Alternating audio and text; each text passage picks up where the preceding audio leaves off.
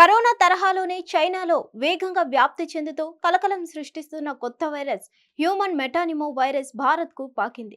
బెంగళూరులో 8 నెలల వయసున్న ఓ చిన్నారికి ఈ వైరస్ సోకినట్లు పరీక్షలో తేలింది.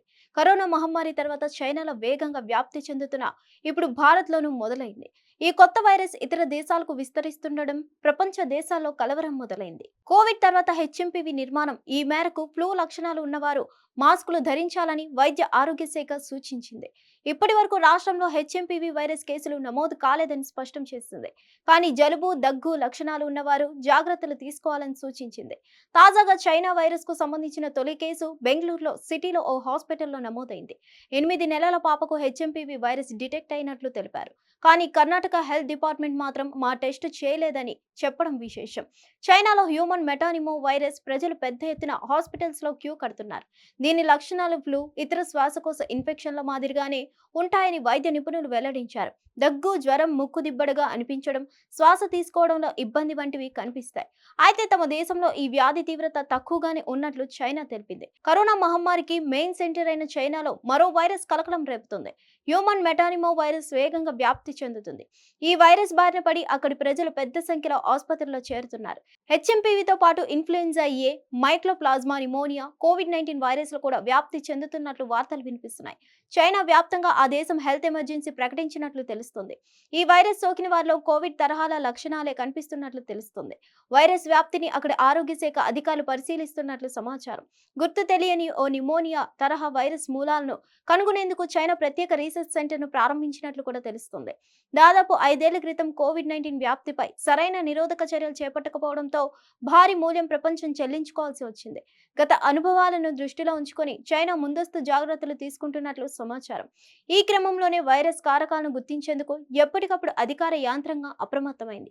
దీని ప్రకారం డిసెంబర్ 16 నుంచి 22 వరకు వారం రోజుల వ్యవధిలో అంటువ్యాధులతో బాధపడుతున్న వారి సంఖ్య భారీగా పెరిగినట్లు తెలుస్తుంది. ఇదిలా ఉంటే 2 రోజుల్లో చైనాలో 300 మంది ఈ వైరస్ కు బలైనట్లు తెలుస్తుంది. పరిస్థితి దిగజారిపోవడంతో ప్రభుత్వం ఎమర్జెన్సీ ప్రకటించింది. హెచ్ఎంపీవీ పేరిట కరోనా తరహాలో ఓ కొత్త వైరస్ విజృంభిస్తుందన్న వార్తలు ప్రపంచాన్ని కలవరపాటుకు గురి చేశాయి. అయితే శ్వాసకోశ సంబంధిత వ్యాధితో తమ దేశ ప్రజలు ఆసుపత్రులకు క్యూ కడుతున్న మాట వాస్తవమేనని చైనా అంగీకరించింది. అంతేకాదు జపాన్లో కూడా ఈ వైరల్ వ్యాపించింది. జపాన్ దేశ వ్యాప్తంగా 7,18,000 కేసులు నమోదయ్యాయని 2024 డిసెంబర్ నెలలోనే 94,259 కొత్త కేసులు వచ్చినట్లు స్పష్టం చేసింది. జపాన్ దేశవ్యాప్తంగా 5,000 ఆసుపత్రులు, క్లినిక్స్ లో హెచ్ఎంపీవీ వైరస్ బాధితులకు చికిత్స జరుగుతున్నట్లు వెల్లడించింది జపాన్ బ్రాడ్కాస్టింగ్ కార్పొరేషన్. వైరస్ బాధితుల్లో అన్ని వయసుల వారు ఉన్నారని, పిల్లలు, వృద్ధులు ఎక్కువగా ఉన్నట్లు వివరించింది. ముఖ్యంగా హెచ్ఎంపీవీ వైరస్ సోకితే సాధారణంగా దగ్గు, జ్వరం, ముక్కు దిబ్బడ, శ్వాస తీసుకోవడంలో ఇబ్బంది వంటి లక్షణాలు కనిపిస్తాయి. వైరస్ తీవ్రత ఎక్కువగా ఉన్న వారిలో బ్రాంకైటిస్, నిమోనియా వంటి సమస్యలకు సైతం దారి తీయొచ్చు. సాధారణంగా వైరస్ సోకిన 3 నుంచి 6 రోజుల్లో వ్యాధి లక్షణాలు కనిపిస్తాయి. ఇది ఒకరి నుంచి మరొకరికి ఎలా సోకుతుందంటే దగ్గు, తుమ్ముల నుంచి వచ్చే తుప్పిర్ల ద్వారా వైరస్ వ్యాపిస్తుంది. వైరస్ సోకిన వారికి షేక్ హ్యాండ్ ఇచ్చినా, తాకినా వైరస్ సోకొచ్చు. వైరస్ తో కలుషితమైన వస్తువులను తాకి అవే చేతులతో ముక్కు, మూతి, కళ్లను తాకినా వైరస్ సోకుతుంది. ప్రధానంగా ఈ వైరస్ తో పిల్లలు, ముసలి వారికి, రోగ నిరోధక వ్యవస్థ బలహీనంగా ఉన్నవారికి హెచ్ఎంపీవీ ముప్పు ఎక్కువగా ఉన్నట్లు నిపుణులు చెప్తున్నారు. జబ్బు పడిన వారు తరచూ సబ్బుతో కనీసం 20 సెకండ్ల పాటు చేతులను శుభ్రం చేసుకోవాలి. శుభ్రం చేసుకొని చేతులతో ముఖాన్ని ముట్టుకోవద్దు. అనారోగ్య లక్షణాలతో ఉన్న వారికి కొంచెం దూరంగా వసులుకోవాలి. తరచూ ముట్టుకునే వస్తువులను ఎప్పటికప్పుడు శుభ్రం చేయాలి. మరీ ముఖ్యంగా దగ్గేటప్పుడు, తుమ్మేటప్పుడు ముక్కు, నోరుకు టిష్యూ లేదా కర్చీఫ్ ను అడ్డు పెట్టుకోవాలి. వ్యక్తిగత వస్తువులు ఇతరులు వినియోగించడానికి ఇవ్వద్దు.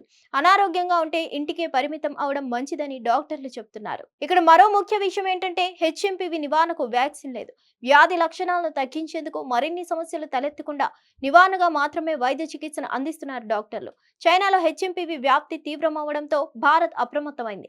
దేశంలో నమోదవుతున్న సీజనల్ వ్యాధులు, శ్వాసకోశ వ్యాధులకు సంబంధించిన కేసులను కేంద్ర ఆరోగ్య శాఖ పర్యవేక్షిస్తుంది. హిట్ టీవీ యాప్ ని డౌన్లోడ్ చేసుకోండి. ఇందులో short news, live news, entertainment movies అన్ని అవైలబుల్ గా ఉన్నాయి. Please download Hit TV app. Hit TV app hit TV యాప్ని ఫ్రీగా డౌన్లోడ్ చేసుకోండి.